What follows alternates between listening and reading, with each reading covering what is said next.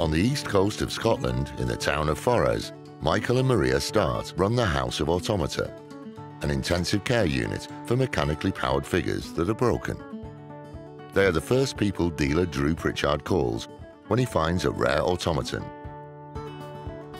And today he's invited them down to Conwy in North Wales to look at one of the most unusual models he's ever seen. It's complicated like you wouldn't believe. It's like a wooden computer tied together with a church organ at night with string.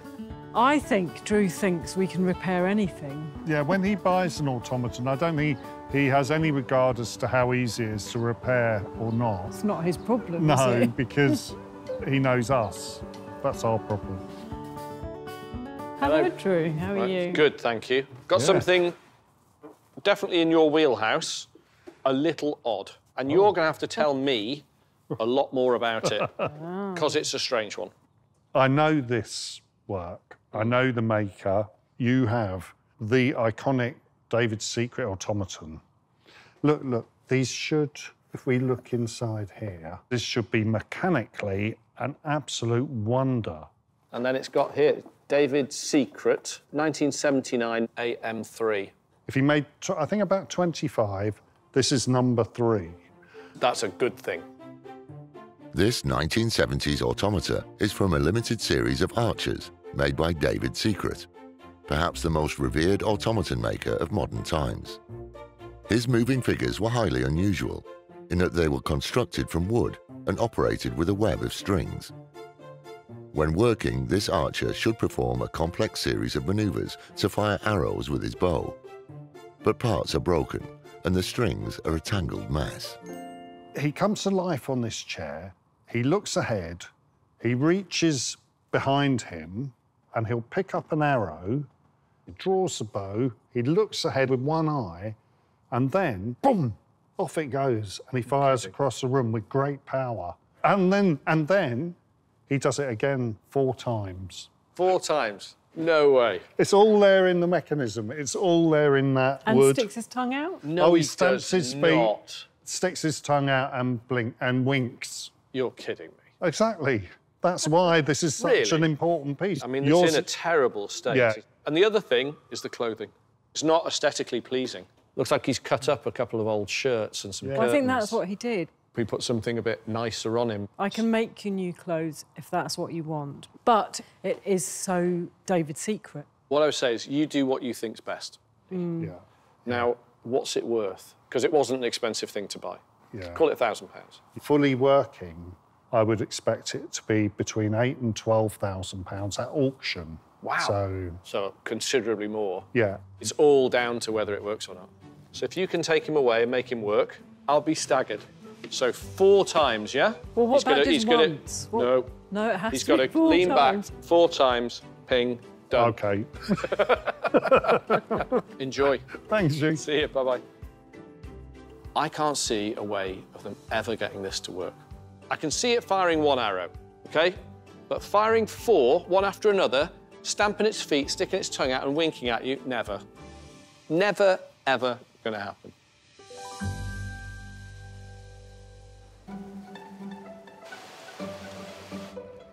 A few days later, in their workshop on the Scottish coast, Michael and Maria can properly examine the archer's workings. Ooh. Wow. Look at that. That's a row of levers. Wow. Oh, numbered. Well, that's good. Oh, do the numbers coincide? Yes, I think they do coincide with that list. And this is Dejvida Sikreta's writing, isn't That's it? his writing, yeah. Tucked inside the box is an invaluable aid. Number 4. 4, thumb lock. That's yeah? To grip the arrow. Great. For Michael to reach the mechanisms inside the figure, Maria needs to remove its costume. Come on. Yes, there you go. Oh, wow, look at this. Oh, look at that. That's fantastic. Look at that neck. Hey, I'm going to unstring the tabard now. It's all connected with loops of string tied with knots. Brilliant for restoration because you can take them off pretty easily. Wow, the big reveal. It's coming off. It's so nicely made. Look at that, it's like properly tailored there.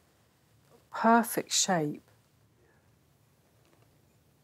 That is incredible. Michael, come and see. Come see. That's fantastic. Gosh, this looks as complex as a human skeleton, all made of really lovely fruit woods. Look in there. Oh, wow. Look at that. But look, if you pull that, that should be the tongue. Is it coming out? I can't forget what Dru said, though. You're never gonna make it work. That's a challenge.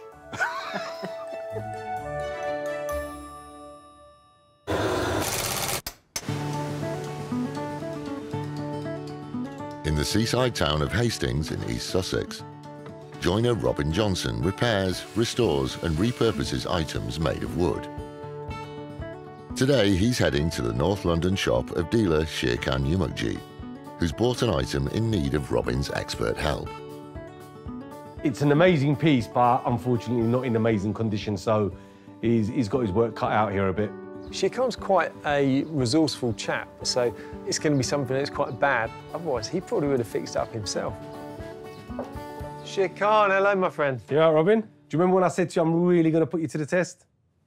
Here it is. It's beautiful. You're going to love it. Come on, then. What do you think of that? God, that's lovely. It is nice, isn't it? Dusty. A little bit dusty, but I want you to see through that dust, Robin. OK, so it is a clerk's desk. These were like in all the kind of like financial institutions. You had them in accountants' offices. Mid to late Victorian, I'm guessing. Clerks' desks were used daily by tens of thousands of Victorian office workers. The desks were slanted to support the arms of clerks as they wrote in large, heavy ledgers, while cubbyholes provided storage for everything from bills of sale or letters to betting slips, cheques and receipts. There is a cubby down here, but for the life of me, that's not opening. I was going to jimmy it, but I didn't want to cause any damage. Because if it was a bank clerk or something, there could be some money in there. Finders keepers. There's no such thing as finders keepers. If there's any money or anything valuable in there, that belongs to me. Right. Apart from that, yeah, what do you reckon? What would you do? And looking at this, these holes suggest that these spindles carried on all the way down with that little gantry thing above it. These are quite simple turnings, but if I'm going to do all of these, 1, 2, 3, 4, 5, 6, 7, there's like 14 turnings 14 on this side. There's quite a lot to do, but that's probably where I'd start. I think it'd make quite a nice standing desk. Yep, they're really, really fashionable at the moment. I paid 150 quid for it. Artisan like you, your magic touch on this, you're looking 800 to 1,200 pounds. So you can take this away. I'll bring the van round. Take care. See you later.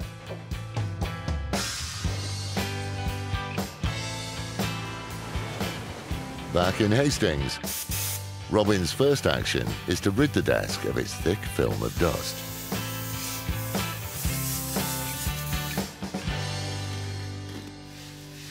The difference it makes just cleaning it up is it's like night and day. It's quite nice joinery on it. It's not in that bad condition. The next thing I want to do now it's all clean is jimmy open this top. I'm going to get a crowbar and hope there's a massive wad of cash inside.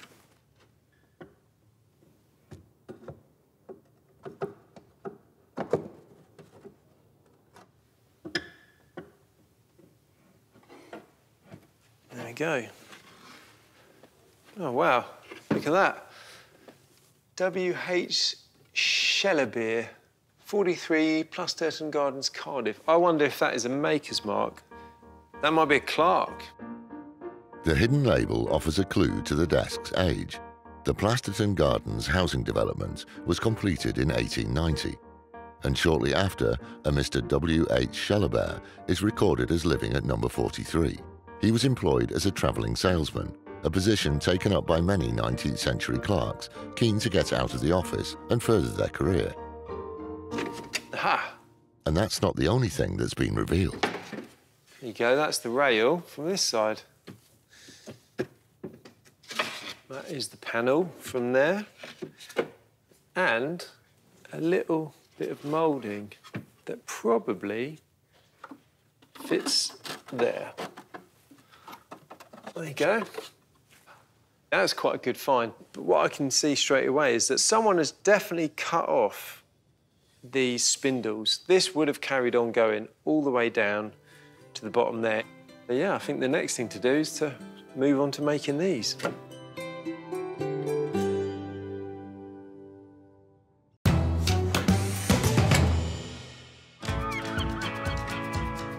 On the coast of East Sussex, joiner Robin is renovating a late Victorian clerk's desk, parts of which are missing.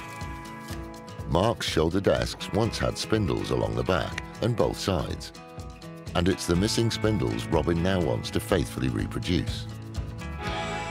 What I've got to do is to create a rod, which is translating all the dimensions of the shapes and sizes of the piece onto a board that I can then use to make up the new parts. A rod is a full-scale diagram which allows the joiner to plan and measure exactly what they need to create.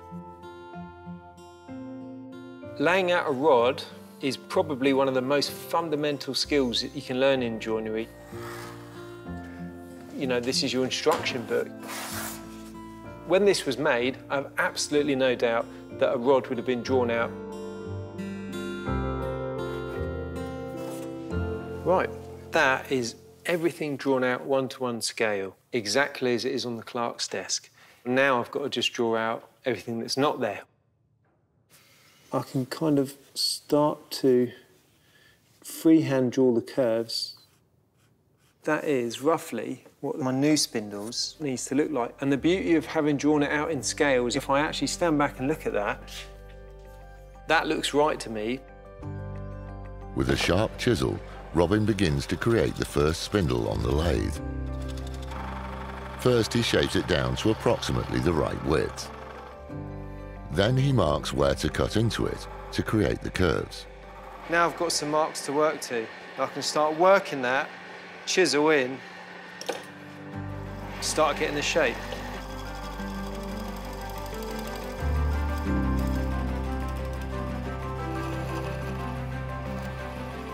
Right, grab a bit of sandpaper and then we're done.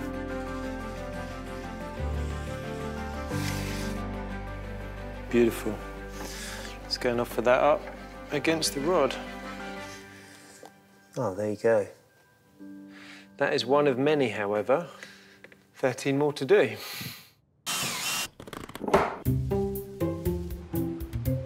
There's 3 together.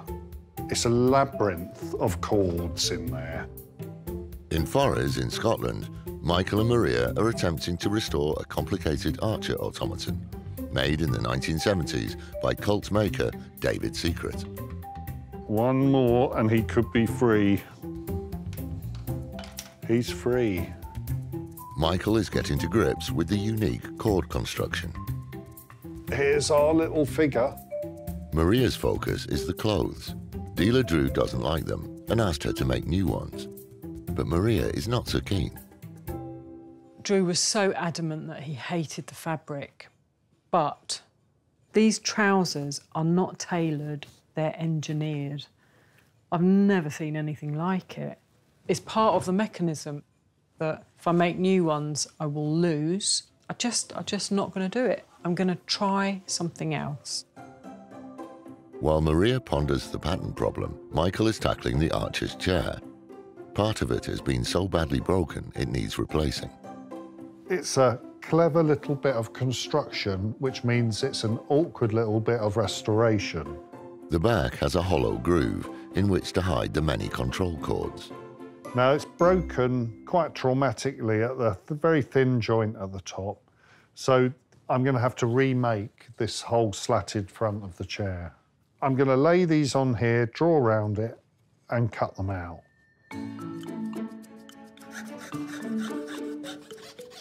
While Michael works on the replica chair, Rebecca Pritchard has travelled to West London. She's on a mission to find out more about the archer's maker.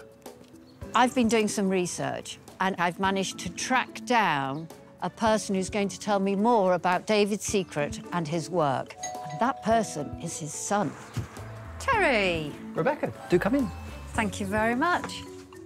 Terry was Dejvida Sikreta's first son, but was brought up by his mother when his parents' relationship ended. Father and son became close later in life and shared a fascination with automata.